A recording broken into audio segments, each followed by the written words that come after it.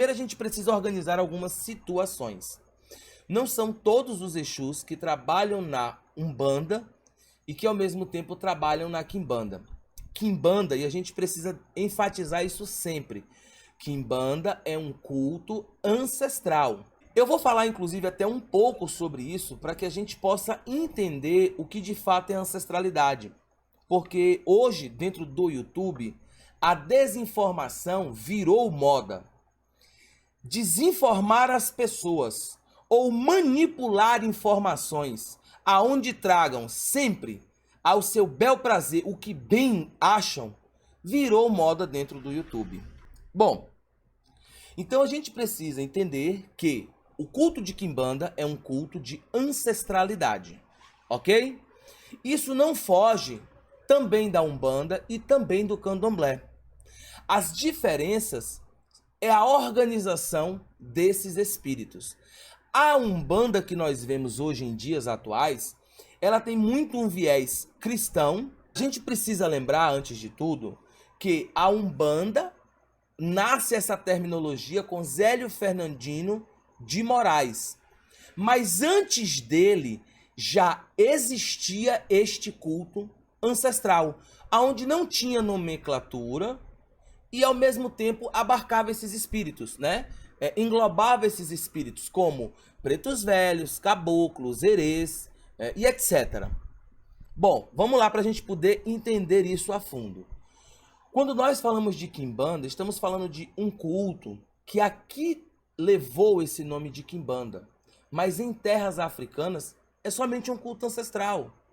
E o que nós temos como a terminologia de Quimbanda, de um culto religioso barra magístico ou religião barra magia, em África é uma titularidade. Em África nós temos o que nós chamamos de Tatá Quimbandas. Na África nós temos os Tatá Quimbandas, que dentro do Brasil, esse culto desse povo se tornou a nossa Quimbanda, que também tem enxertos europeus e também tem enxertos dos povos nativos que a Pajé lança. Legal? Então, a Umbanda, por obrigação, ela deveria ter fundamentos para despertar essa ancestralidade do caboclo, do preto velho e desses espíritos. Até porque, e aí volto a lembrar, antes de Zélio Fernandino de Moraes, esse culto já existia. Inclusive, na própria história da Umbanda, né, quem estuda, quem pesquisa, vai encontrar que o próprio Zélio foi atendido por um preto velho. O caboclo das Sete Encruzilhadas foi quem fundou a terminologia Umbanda. Mas o Zélio Fernandino de Moraes foi atendido, antes desse processo, foi atendido por um preto velho. Não existe essa questão da gente dizer que o Exu que trabalha na Umbanda trabalha na Quimbanda. Pode acontecer isso? Sim, tranquilamente. Mas, quando nós falamos de Exu de Quimbanda, estamos falando de Exus que são ancestrais. Ora, se eles são ancestrais, nós temos duas formas disso acontecer. Ou o médium tem um bom desenvolvimento e já vem com esse ancestral desperto, ou ele passou por rituais e despertou esse ancestral. Por que estou falando isso? Porque em alguns casos você pode ver que alguns umbandistas, quando saem da Umbanda e vão para a Quimbanda, isso inclusive é errado, tá? Alguns irmãos meus fazem isso, é errado. Eles desqualificam aquele Exu que trabalhava na Umbanda. Por exemplo, o Mariano veio da Umbanda para a Quimbanda. Na Umbanda, o Mariano trabalhava com capa preta. Só que quando ele vai para Quimbanda, para os rituais, trabalhar com a Quimbanda, o Exu dele é um Exu morcego. Tô dando o exemplo, tá? É um exemplo bem esdrúxulo para vocês entenderem. Eu entendo, eu como sacerdote de Quimbanda, eu entendo que eu não tenho o direito de desabonar, de retirar nada de nenhum médium. Eu tenho que agregar. Eu acredito que nós como sacerdotes devemos somar as pessoas que nos buscam. Sendo assim, dessa forma, eu entendo e respeito. se o Mariano ele vier com o capa preta, em nunca desprezar esse espírito.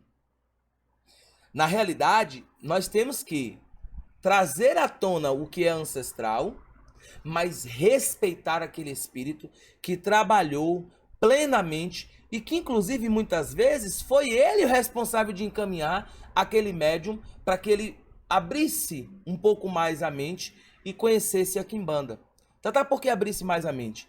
Porque às vezes há muito preconceito com relação a Umbanda e Quimbanda. Essa é uma grande besteira que acontece em alguns terreiros. Eu não concordo. Eu acredito que nós podemos somar e podemos ser divergentes respeitando um ao outro. Então, respondendo à dúvida, não existe esse fator de que o mesmo Exu que trabalha na Umbanda trabalha na Quimbanda, ou o mesmo que trabalha na Quimbanda trabalha na Umbanda. Não. Aquele Exu, automaticamente, se o médium sai da Quimbanda e vai para a Umbanda, e lá o Exu trabalha, existe uma única resposta para isso. O Exu vai adentrar a um local aonde possui suas leis e vai respeitar as suas leis. Ponto. Mas se ele saiu da Quimbanda e foi para a Umbanda, provavelmente esse Exu é um Exu desperto dentro do que nós conhecemos como ancestralidade. Ora, sendo ele um ancestral, ele tem que somar para o seu médium. Ora, se o médium decidiu ir para a Umbanda e trabalhar dentro da esquerda da Umbanda, o Exu, obviamente, irá respeitar. É isso que muitas pessoas, de forma medíocre, de forma mesquinha, de forma miserável, tentam intitular a Exu, a Pombagira, algo ruim, e é esses exemplos que nós mostramos que caem por terra. O Exu pode também, muito bem, dizer para o seu médium: eu não vou trabalhar. Trabalha com outro Exu, mas dentro dessa banda eu não vou trabalhar.